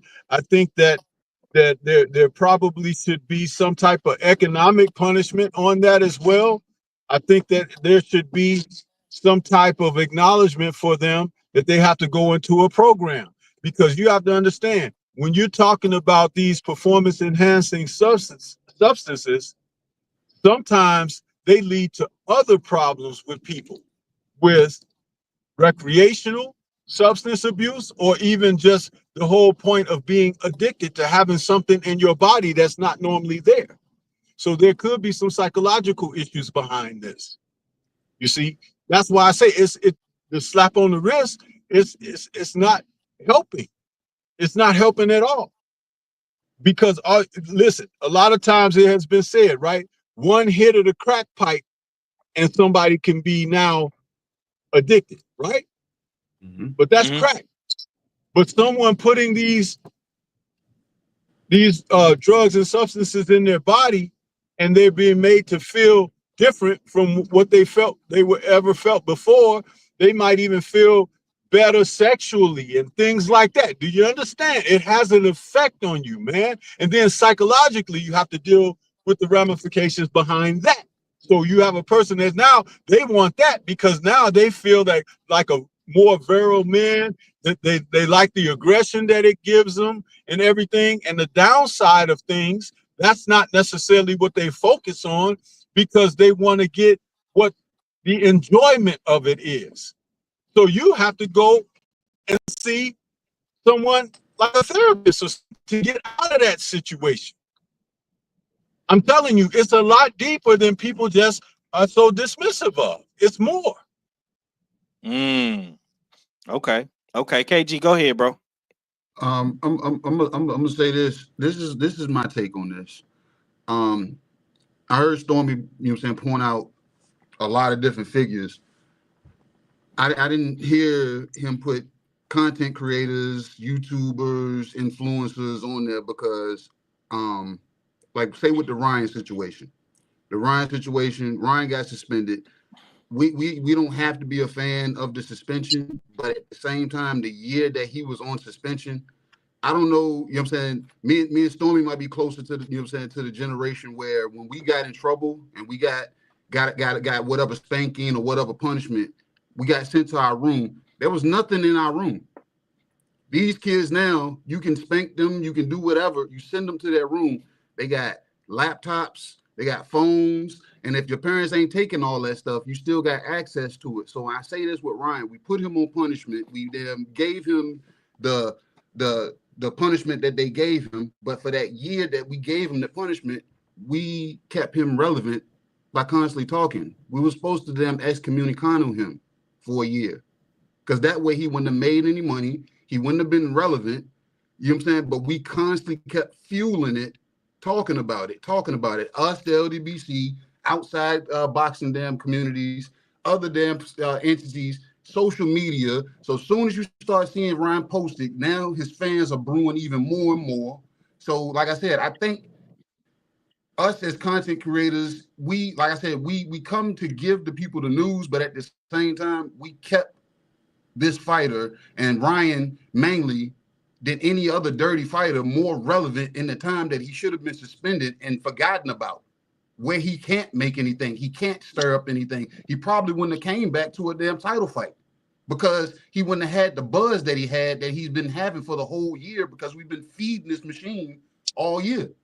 So I kind of blame the YouTube streets because we've been feeding it. So if you're going to be dirty, go through the solitude of being away, and we find out if you're going to, you know what I'm saying, have some kind of revelation in life and come back better and clean or whatever. But we kept you relevant the whole time, the whole entire time, and we saw nothing change based off of them, the way we kept him relevant, to the point that they still put him in a position that he's then back in stardom.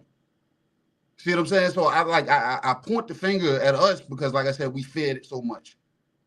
Like when Fury popped up dirty with Wilder, I said, bro, stop feeding this dude. I said, because all it's doing is keeping him relevant. We keep these guys relevant by doing this. I understand we want to bring awareness, but too much awareness, now this person is still able to damn have a seat at the damn table that we don't want them at. And we want to argue and say they shouldn't be there. This punishment should have been longer, but the whole time we're keeping that person fresh at the tip of our tongue. So when they come back, it's easy to be welcomed back by the people that should be there going dismissing him.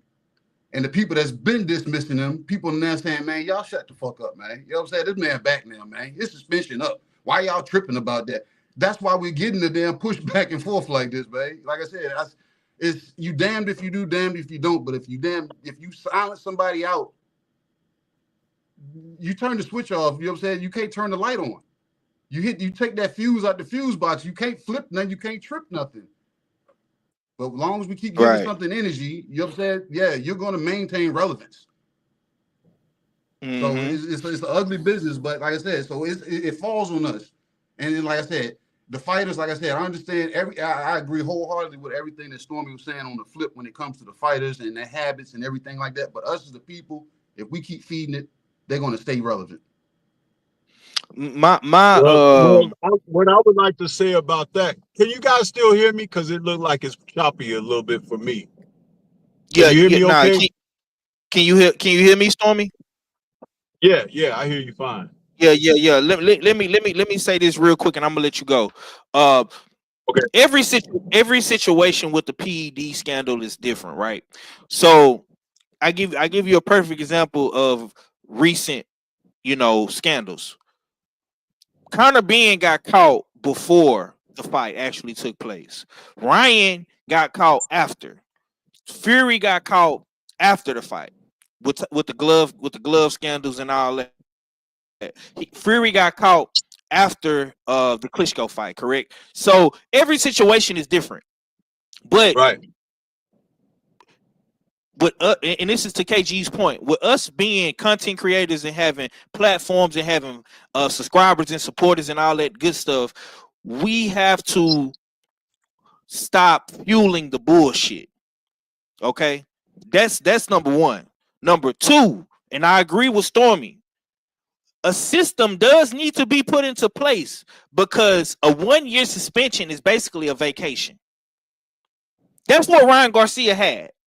That's what Conor Ben had. And I understand Stormy's frustration simply because Conor was suspended only in the UK. So he came across the pond to America and actually fought. That shit should be none and void, bro. You shouldn't be able to fight nowhere. And at bare minimum, my personal opinion, I feel that these fighters that are getting caught should at least spend 2 to 3 years off of boxing. Period. You can't fight in America. You can't fight in no countries, no anything. You can't make any type of promotion money, sponsorship money. You basically have to survive and do other things outside of boxing related, promotion or said content. Because I even remember it was at one point in time, Ryan was going to try to do the same thing where he was going to go fight the Japanese guy or the Asian guy. He was trying to do the same thing, but Golden Boy stopped him from doing it. So the system is flawed, man. And sometimes on the internet and this YouTube space and in the social media space, we don't make it no better because we're constantly talking about these things every other day. And these cheaters are basically still getting free promotion. They're getting put in the algorithm, whether Stormy B Man is talking about it on his show or on him and Drew are talking about it on Sunday, or Stormy is doing a premiere with one of his videos and he's talking about it, or I'm talking about it, or somebody in the chat is talking about it. So, we kind of got to find out what would be a great solution to fix this problem. But go ahead, Sensei. No, and to be more solid on it, I'm not one that drills that. When I say something about it, I usually say that and I move on. You can even go to my channel and test the waters on it. You can pull that subject up about Fury. All those guys that I named in that comment, the chat, all of the guys who pop dirty. I don't do video after video after video talking about that stuff. I haven't kept them alive from that. Whenever I've spoken on any of that, it has been what I've had to say, and I've moved on. In fact, my thing is talking pretty much on the X's and O's of the sport, who's fighting next, breaking that down, and talking post-fight material and things like that. So I'm not one of the ones who has drilled that, but there are plenty out here who you can go and they on a day in and day out basis, they're talking about the same old stuff over and over again. All you got to do is look to the premieres that I posted this week. And my premiere this morning was for this fight card for tomorrow, the main event. And even when I did that, I didn't even go into detail mentioning the thing about Ben's situational circumstance. I talked about the fighters. I talked about the card. I talked about the elements of, how one man can be victorious for the other and things of that nature. So quite naturally, I already know where the focus should be. But what I'm saying is, until people acknowledge what should be acknowledged, you're going to continue to incur these circumstances because no one is being held accountable. No one. Yeah. Yeah. It's a slippery slope at this point, man. I hate the fact that cheaters are being rewarded in boxing. I hate the fact that a guy like Conor Ben, who has done absolutely nothing at 147, is getting a big opportunity and a big payday. Even a guy like Ryan, who hasn't done anything at any of the weight classes he fought at, he's never been a champion. These guys are being rewarded, but I think in this era of boxing, it's more so not about who's the best, but who's the more popular guy, who is the more likable guy, who are the fans craving to see or craving to hear about. Or, you know, I think people feed more into that because we're in the social media era. We're not in the 90s, you know, or the 80s where Stormy you know, grew up in, and boxing was thriving, and the early 90s where KG was in and boxing was thriving post social media, where you actually had to go and pick up a Ring magazine book and read the articles in the Ring magazine, or you had to go and order the pay-per-view to see these guys fight, or maybe it was what The real was it, barbershop KG? talk. Yeah, or you had to go to the The real barbershop. barbershop talks back in the day. Hand around extend, you know what I'm saying? Like it was a lot of word of mouth. Like now it's so crazy because you got credible sources and that stuff get muddied up and murkied up by somebody else taking their post and dressing it up their way, and it sound crazy because now you're playing a game of telephone. It ain't the damn regular. So it's like people are putting so many spins on it. Like you've seen posts. We all three of us can go on YouTube and open up our damn YouTube and start scrolling. We'll see a thumbnail. We'll be like, that looks interesting. We'll read the caption. You'll be like, he ain't do that. Boom, we click on it. Now they just drew us in because we just clicked on something, you know what I'm saying, that drew us in. You get what I'm saying? So a lot of people, they get drawn in and they don't click back out. They stay in and they listen to the BS. And now that narrative makes it to the water cooler at work the next damn day. And somebody's saying this person, this person. And you're like, that don't sound right. That's not what Mike Carpenter said. And they were like, no, I don't know who Mike Carpenter is. And that person don't even know who Mike Carpenter is, or damn what's his name? Dan Raphael. They don't know they don't know who the Fight Hubs is. They don't know none of this. They just heard somebody say something and they put 20 on 10. You know what I'm saying? And it's crazy. I hear about big fights. I don't hear about a big fight or something of a Jake Paul until something like that comes up at my job. People walk past me daily and don't say nothing about boxing. They don't say nothing about the channel. They don't say nothing. But let one of those fights come up. Let Tank come up. Let them Jake Paul, Devin Haney, and then Ryan Garcia name pop up. Canelo. Hey, what do you think about this? And what about Yeah. you just shake your hand at some of this stuff, but that's the stuff that's circulating in the street. It's not the historian side and the X's and O's that Stormy is talking about. It's not the trainer aspect with the edginess of damn talking shit that I say. It's none of that. It's more so, it's like a lot of this stuff is dripping casually.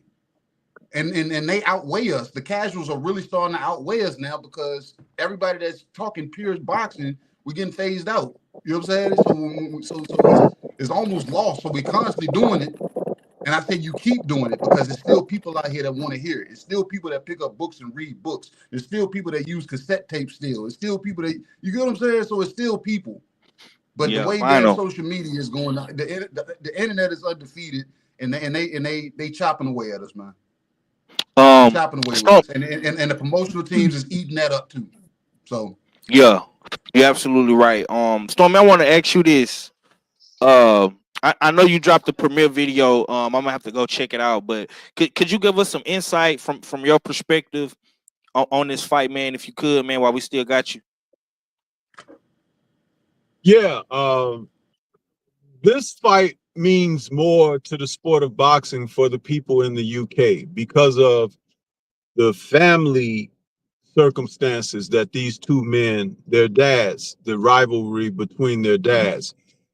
The closest thing to Ali Frazier has been Eubank and Ben over in the UK, the history, talking about the dads.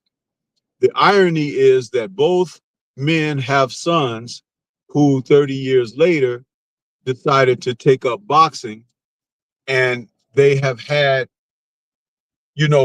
somewhat success. Ben, not so much as Eubank, because Eubank was a legitimate contender at one time, and his dad was guiding his career. But at some point, they had a separation between them, and the dad has not been as supportive ever since, because he likes to look at what he brought his son from and to in the sport, as being done not only out of love and concern, but knowing the sport himself, having fought. There's a history of Hearn and Matchroom, the Hearn family name, and Matchroom with Eubank Sr. because he was the guy that put their promotional company on the map. And they had a falling by the wayside. So there's a real strong, impactful history here. And there might even be bad blood due to the Hearn family encouraging the Ben family to go against the Eubank family. Do you understand? There's a lot of drama here. And the two fighters, they could never possibly live up to their dads at all. That's already been proven. If Conor Ben was going to be a world champion, he's what, 28 now, 29? He should have even tried to fight for a title by now. But the guys that are at the top of the list, as far as the top of the heap of the welterweight division where he was campaigning, and even now, if he's going to be at 154, you look at who's at 154, and you don't favor Conor Ben going in against anyone. But over there in the UK, this fight has a lot of fire, and they love their fighters. These guys can do no wrong in the public eye, and the people can be split down the center.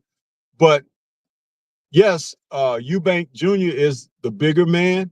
Conor might be the more exciting type fighter. Eubank Sr. is a lot like his dad in different ways. They don't have the same personality, but that little tread of arrogance is there between them, and you kind of love to slap them in the mouth because they talk, and there's just a lot that mirrors what once was with the dads. So that's what it is. And to a degree, if it was in America, it would be hype.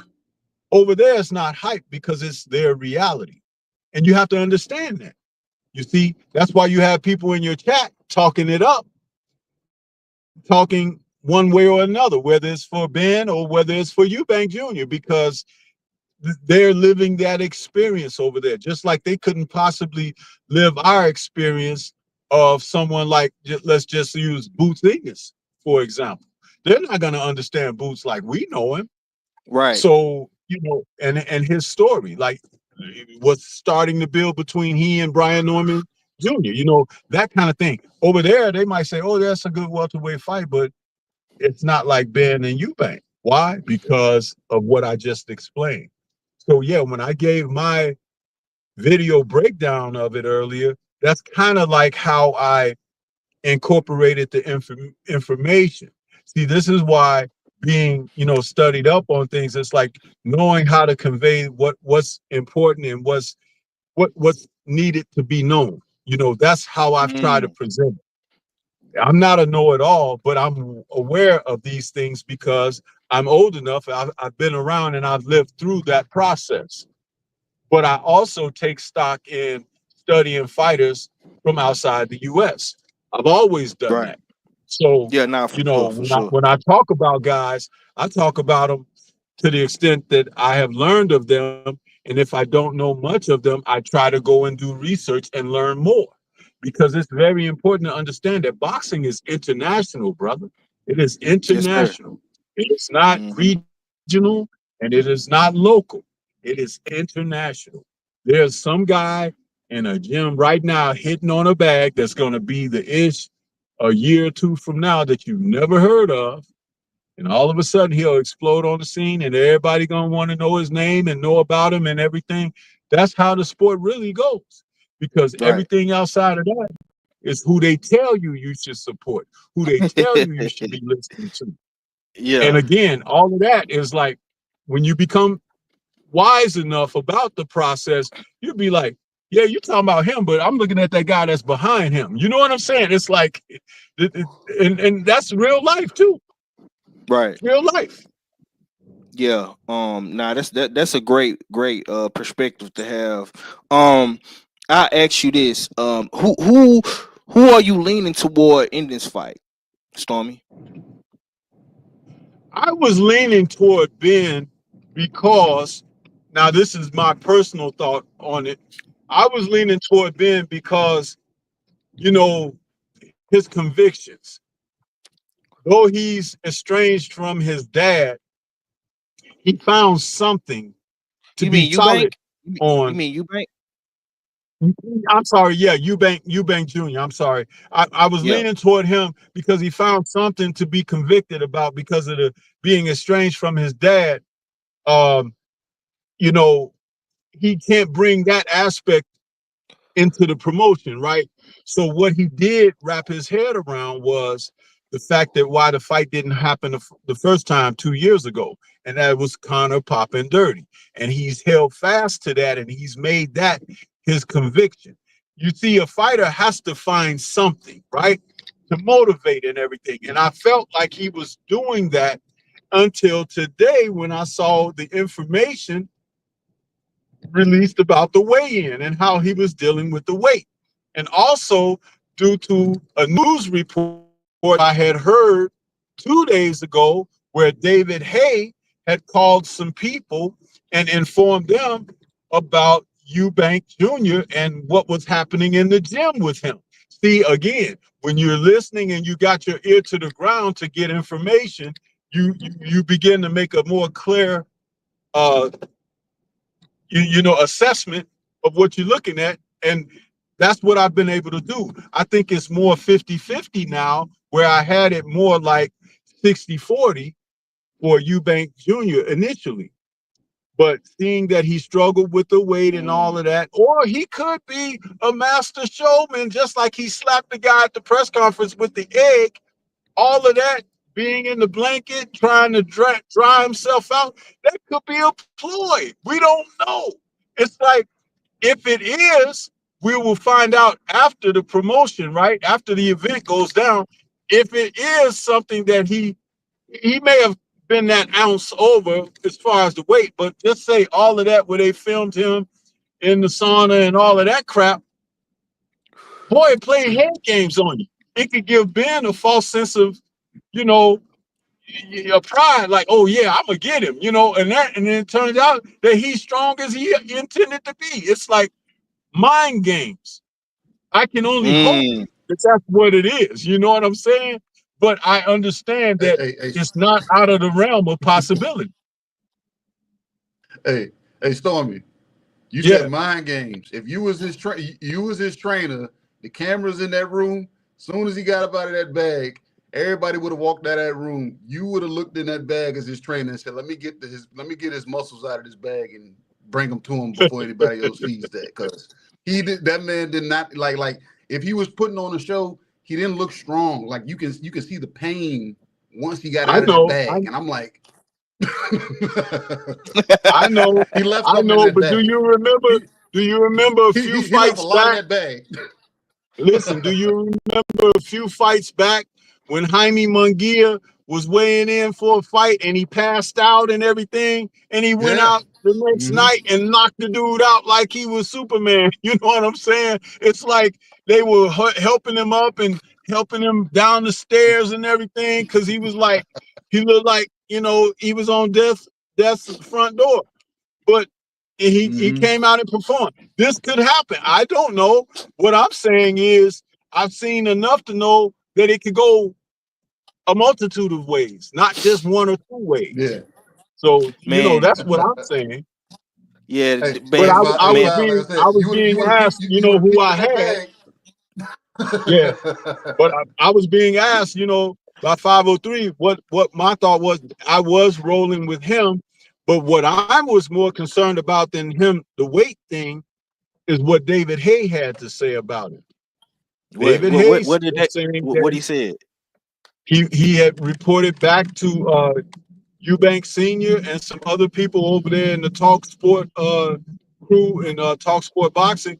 He had told him that Eubank is still surrounding himself with a bunch of yes men, and he's kind of doing what he wants in the gym, and he's not necessarily, buckling down. If that's true, then he gonna run into some problems Because if Ben doesn't bring anything, he's going to bring the intensity and the desire to go out there and be motivated to try to uphold his family's name. And Right. hey, you can't blame him. You know, that's what he should do. But if this is all have been a scam by Eubank Jr., not only is he going to disgrace himself and his family name, but I can only imagine how his dad is going to go off if this doesn't go well for him. Hey man, this might be a yellow kid show, man. Yeah, this might be a con. You know what I'm saying? We're gonna see. Salute to the homie Smoke With Me TV and my boy NBA D Nice, man. Now this is a video that just dropped on the internet. We try to keep our ears to the ground, Stormy, but this is what Eubank Senior just said recently. Was a fantastic fighter, is a fantastic fighter, but he's too heavy.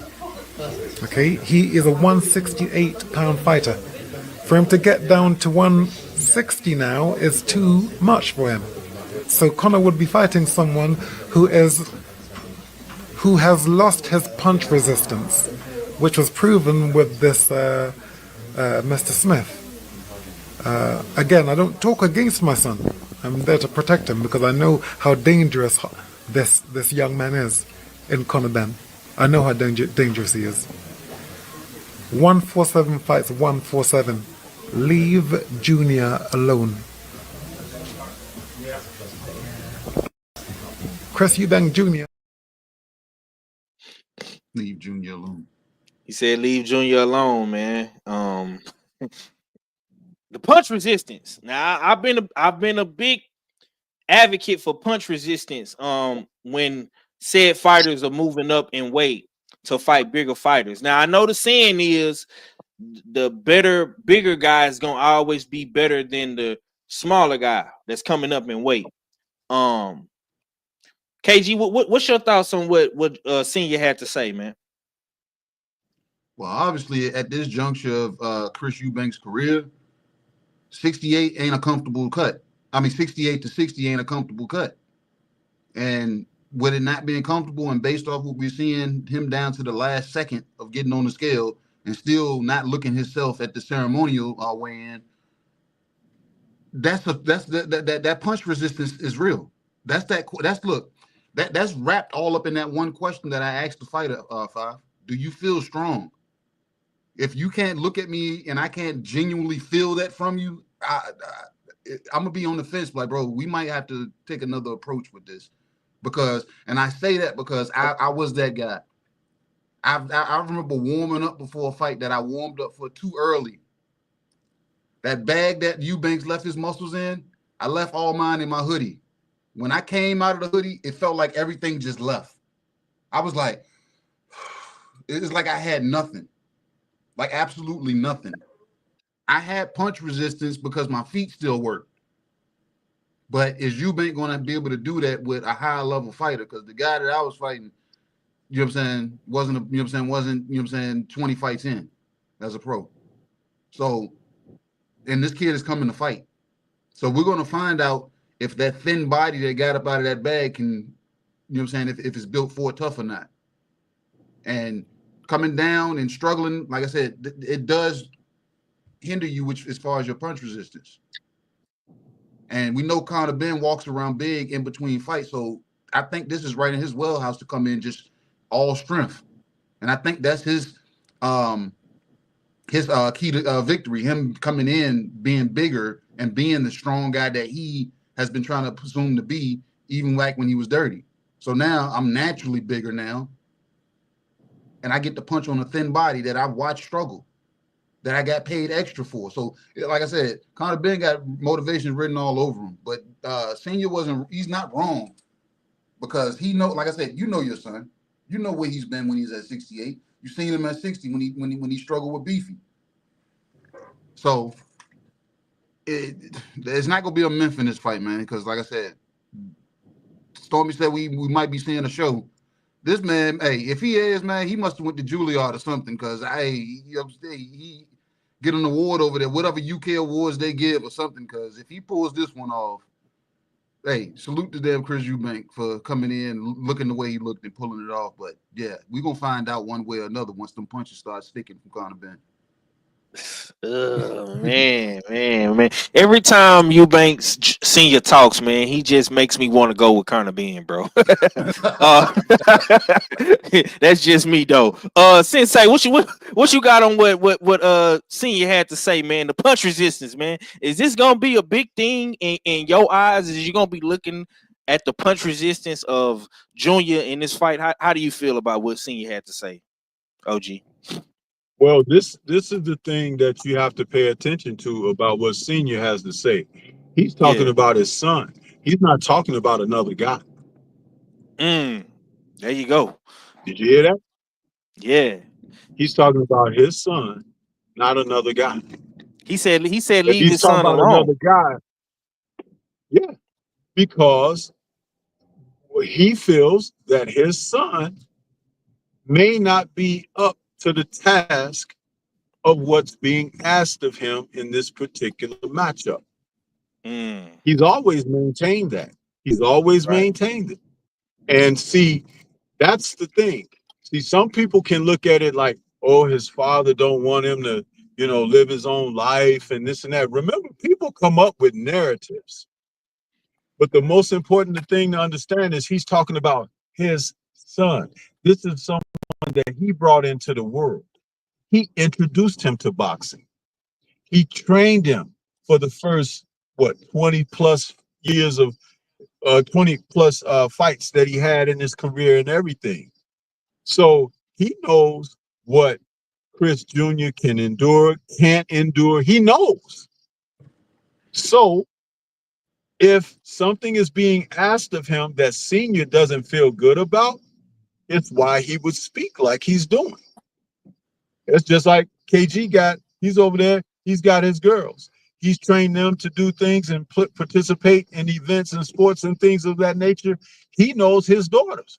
So it's like he knows what they can do and what may be a challenge for him. Am I right? Yeah, you got a point. Correct. Yeah. So that's what I'm saying. So when you can remember, when you have people say, oh, there's levels to boxing, they throw that phrase around, right?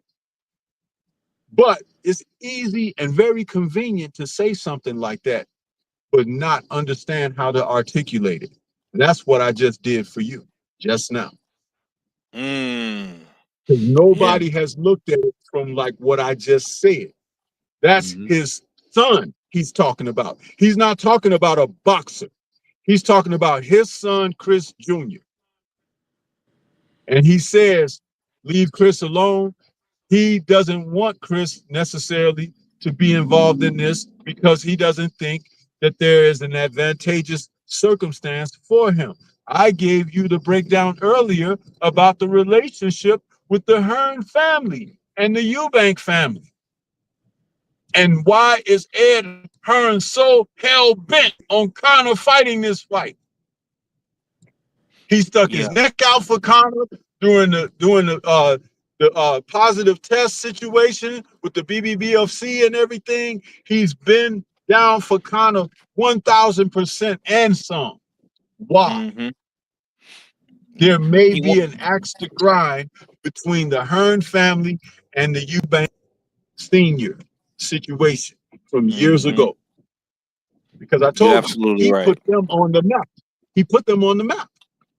Yeah, he did. He did. Eubank Senior was that guy, man. And I was saying that earlier in the show, like Eubank Senior, when he beat Nigel Benn, in the early 90s, and I'm probably sure you was watching those fights and watching boxing in that time. When he did that, man, he Matchroom took off and he was like a big thing. So I know he became the world champion by defeating Nigel. And Nigel was hot as coals because Nigel had a first round stoppage over Iran Barkley and had become the WBO champion. So he was the WBO champion. He's defending this title against Eubank Senior, and that story built from there. And like I said, he put Matchroom Boxing on the map with that. There's a lot more that goes with that, and Eubank Senior will tell you. He has talked about it a lot. You know, he has his own podcast now. He said talk to Chris or something like that is the name of his podcast, and he goes over things, and people can call in or write in questions that they have for him.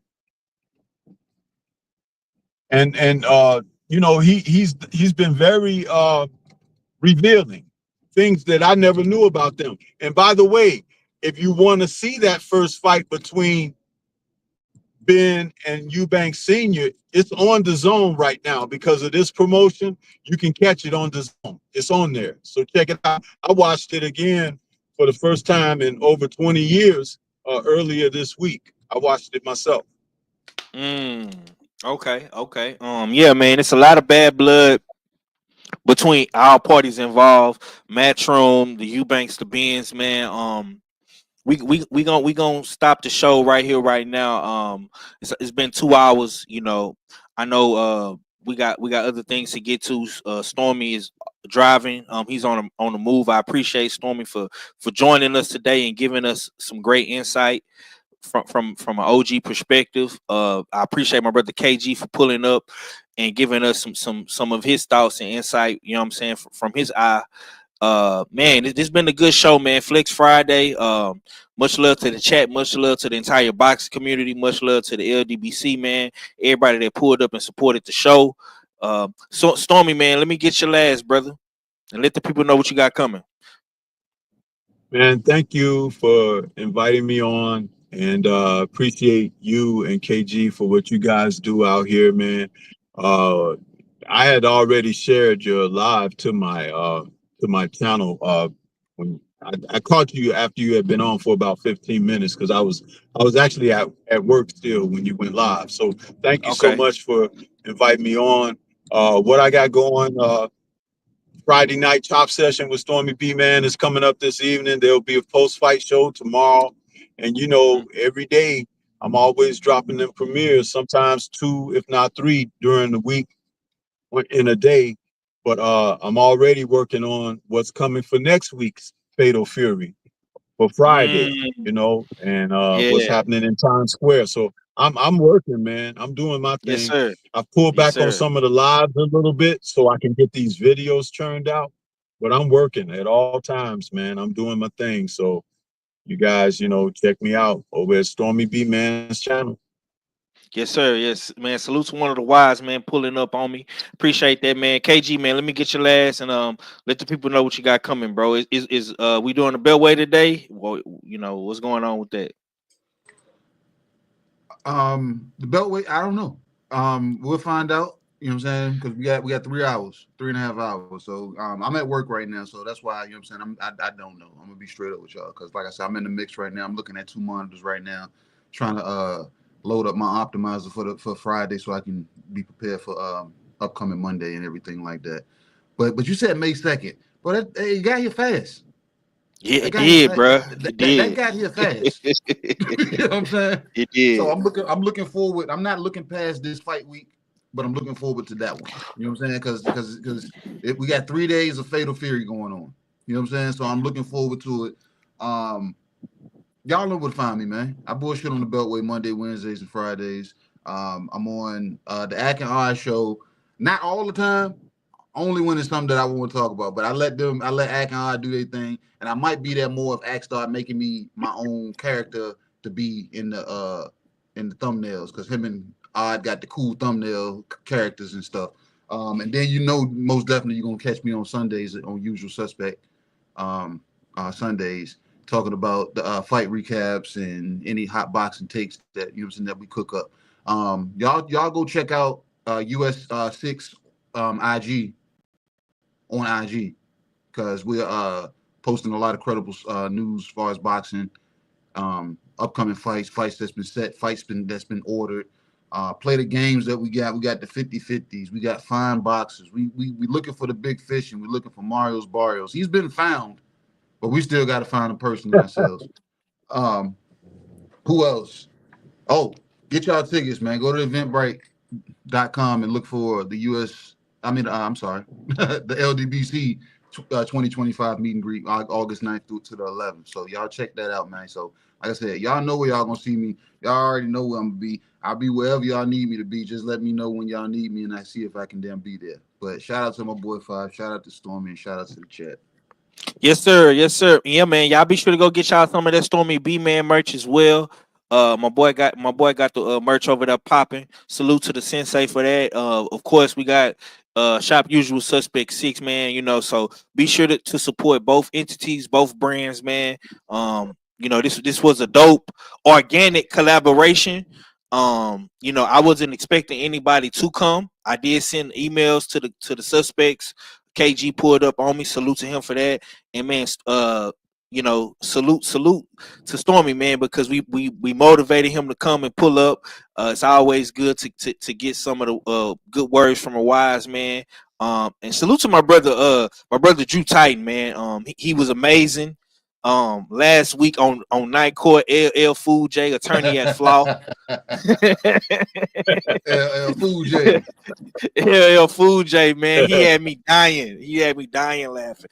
But that just goes to show y'all, if some of these brothers do decide to step into that debate realm, man, y'all might have problems. So salute to Drew for that. And once again, man, it's been the usual suspect thing. Flex Friday. We up out of here, y'all. Y'all have a safe Friday. Be safe, be blessed. You know, don't drink and drive, you know, and just enjoy yourself, whether you're watching boxing, you're watching basketball, you're spending time with your family, whatever you're doing, man. Just be safe, be blessed, man, and have a good weekend. And we up out of here, y'all. Deuces. Y'all know what it is. It's the Usual Suspect 650-50 draw. Buy your tickets now for your chance at winning half the pot. Cash App, $ Usual 50-50. Tickets are on sale for $10 for one, $20 for 3 tickets, and $50 for 10 tickets. Put your desired amount, name or alias, as well as your email.